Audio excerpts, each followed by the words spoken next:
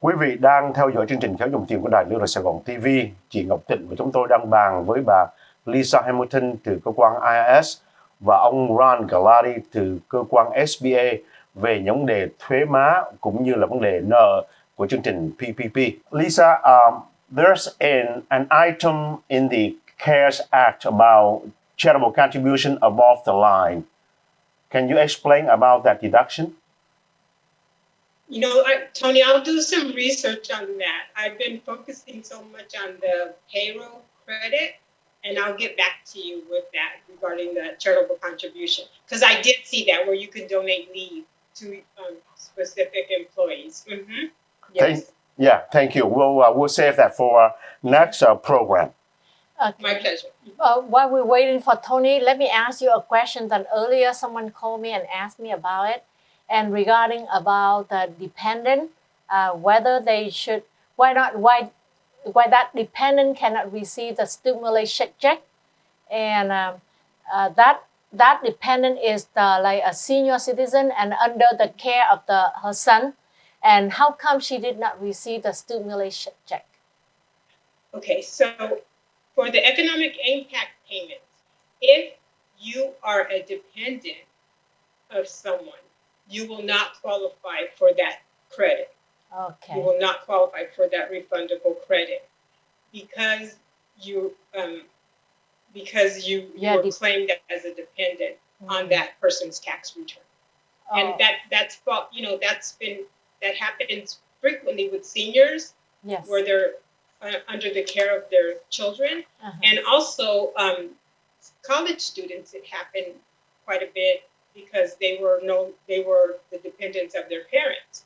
So if they haven't paid 50% of their expenses, they probably wouldn't qualify to file a tax return on their own because someone is paying over 50% of their living expenses. Mm-hmm. Mm-hmm.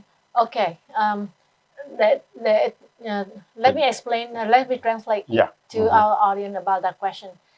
Kính thưa quý vị, Tình có nhận được câu hỏi của một người khách là hỏi rằng là tôi có bà mẹ mà mẹ tôi là khai là trong cái thuế của tôi là dependent.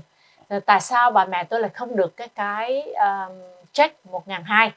Thì Tình có hỏi cái người bà Lisa, thì bà Lisa nói rằng là tại vì người đó là dependent under cái dưới cái tên của người con, cho nên những người mà dependent sẽ không có được nhận cái 1.200 đó. Cho nên có nhiều cụ già nói tại sao tất cả mọi người đều được 1.200 mà tôi lại không được, tại vì cụ đó là dưới cái under sự bảo vệ săn sóc của người con rồi, cho nên người cụ không có được 1.200. Thì thành thật chia buồn với cụ vậy. Lisa, I have a question from an audience calling in earlier.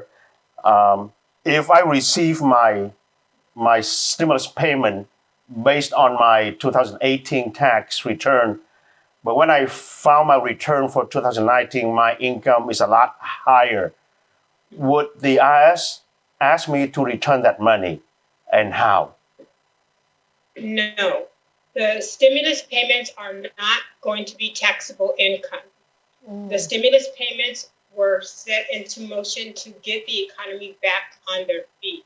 It is not going to be includable in your taxable income.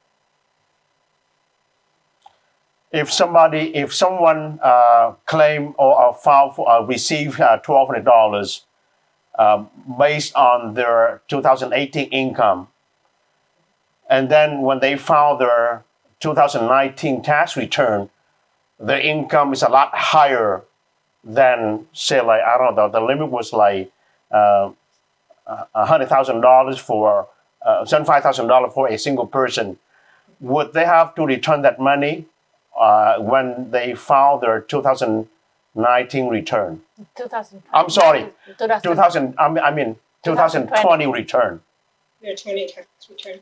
No, that if they fell in the income bracket where they qualified for that stimulus payment because it was based on 2018, they're not going to be required to pay that. Even if their 2019 I'm sorry. Yeah, 2019 tax return income when they file later in the year will be a lot higher than they would have to qualify for that payment. You know, and Tony, let me look that up because I'm under the assumption that if the information that they submitted was sent in late, is that what you're saying? The 2019 was not considered? Yeah, it's not considered yet. It's not ready yet. It's not done yet. I'll look that up. I haven't Okay. seen where someone had that where it offset in the subsequent year where they have to pay it back because it was based on that 2018 tax return. I see. Okay. Now, we also heard a lot of fraud being committed, because of the stimulus checks, sending out to people who died or somebody, went online and filed a claim for that payment. How do you warn taxpayers about that fraud problem? So we want to always make sure that you secure your information. Do not share any information, especially on the phone. And be careful of phishing scams that come through your computer or your email. The Internal Revenue Service will not contact you via email unless you have a relationship with someone who you may be under audit with or you're scheduling an appointment with a revenue officer.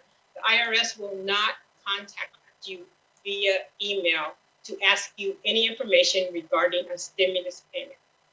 The other thing is some of the paper checks have stopped, and a lot of people that may not have received their paper check will be getting it on a debit card. It's a prepaid debit card, and this also reduces fraud. But I want your audience to be aware that this payment card is sent in a plain envelope. So be cautious if it's a card, because some people just throw it away thinking it's a credit card offer.